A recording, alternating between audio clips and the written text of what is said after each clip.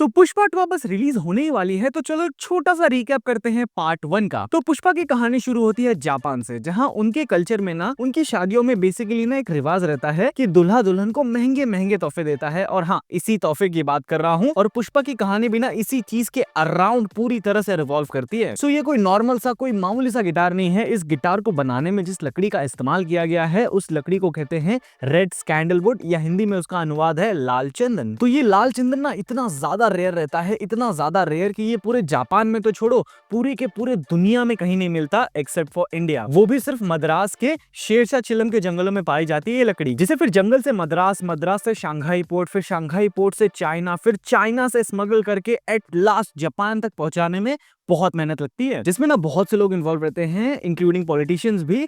इन विच base level पे ना, यानी कि शेरशाह चिलम के जंगलों से शंघाई पोर्ट तक पहुंचाने का काम रहता है सिंडिकेट का। ना अब सिंडिकेट ना एक ग्रुप ऑफ ऑर्गेनाइजेशन है, जिसका लीडर यानी कि जो उन सारी चीजों को मैनेज करता है, इस पूरे ऑपरेशन को मैनेज करता है, इस पूरी स्मगलिंग को मैनेज करता है, वो रहता है मंगलम श्रीनु, जिसके अंडर भी ना कोंडा रेड्डी, जग्गा रेड्डी, जॉली रेड्डी, ऐसे और भी अदर कैरेक्टर्स भी आते हैं, जो कि ग्राउंड लेवल पे लाल चंदन को जंगलों से काट के निकलवाते हैं दिहाड़ी मजदूरों के द्वारा। अब आते हैं अपने मेन कैरेक्टर यानी कि पुष्पा राज के ऊपर। तो पुष्पा राज का जो कैरेक्टर है वो उन्हीं दिहाड़ी मजदूरों में से एक रहता है, जिनके बारे में हमने इससे पहले बात की थी। सो पुष्पा के कैरेक्टर के ऊपर बात की जाए ना, तो हमें मूवी के पहले एक्ट से ही बता दिया जाता है कि इस बंदे के लिए सिर्फ 3 ही चीजें जरूरी हैं। पहला, इसका पैसा, दूसरा इसकी माँ, और तीसरा और सबसे जरूरी इसकी इज्जत, जिसके लिए वो किसी के भी आगे नहीं झुक सकता, मतलब लिटरली किसी के भी नहीं। जिसके पीछे भी ना इसका एक बचपन का ट्रॉमा रहता है, क्योंकि इसके खानदान वालों ने कभी भी इसे और इसकी माँ को अपनाया ही नहीं, उन्हें सिर्फ नाजायज की निगाहों से ही देखा गया है। अब ना पुष्पा अपने इसी घमंड, इसी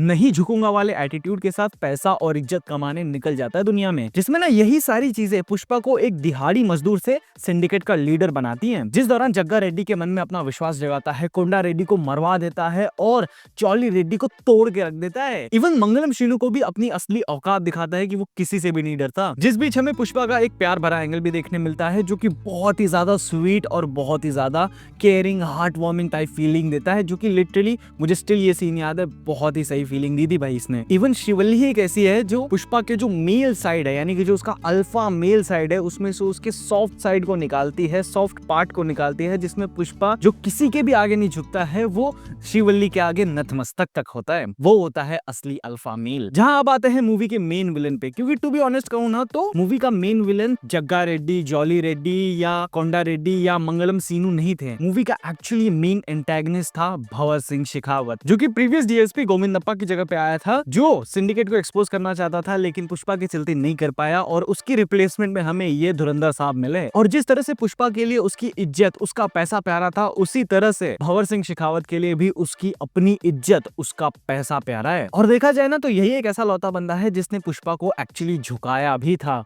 शिवल्ली के अलावा, क्योंकि वो एक अलग एस्पेक्ट है भाई, समझे। जिसके बाद तो हमें एंडिंग में समझ में आता है कि भाई पुष्पा एक्चुअली कभी झुका ही नहीं था, वो सिर्फ और सिर्फ चुप था अपनी माँ के लिए। फिर एट द एंड पुष्पा अपनी इज्जत वापस से कमा लेता है अपने ब्रांड नेम के साथ, और भंवर सिंह को उसकी असली औकात दिखा देता है कि पुष्पा नंगा होने के बावजूद भी पुष्पा भाऊ है, और भंवर सिंह शेखावत अपनी वर्दी के बिना कुत्ता तक नहीं है। जहाँ पे कुछ लोगों का ये भी मानना था जब मूवी रिलीज हुई थी कि ये वाला सीन ना मूवी से उतना जुड़ता नहीं है, ऐसा लगता है कि इसे बाद में ना एड ऑन किया गया है मेकर्स के द्वारा, ताकि पार्ट 2 के लिए टीज किया जा सके। बट टू बी ऑनेस्ट मेरे हिसाब से ना हमें एक्चुअली भंवर सिंह शेखावत और जो पार्ट 2 में इसका कैरेक्टर आर्क होने वाला है, उसके साथ ये बहुत अच्छे तरीके से जोड़ता है कि भाई पार्ट 2 में ना पुष्पा के और भी बड़े दुश्मन होंगे, जिसमें सबसे खतरनाक भंवर सिंह शेखावत ही रहेगा, क्योंकि एक्चुअली हम लोग ना भंवर सिंह शेखावत से कनेक्ट कर पाएंगे पार्ट 2 में। और यहाँ खत्म होती है पुष्पा पार्ट 1 दी राइज की कहानी, और फिर उसके बाद आने वाले कुछ दिनों में हमें पुष्पा पार्ट 2 में पुष्पा का रोल दिखाया जाएगा। खैर that's it for video. I hope तुम लोग को ये वीडियो पसंद आई होगी, और पसंद आई हो तो प्लीज लाइक, कमेंट, शेयर जरूर से करना। और अगर तुमने मूवी देख ली है तो please let me know in the comment section कि तुम्हें मूवी कैसी लगी है। अपना भी रिव्यू जल्दी आ जाएगा भाई, उसके लिए सब्सक्राइब कर दो।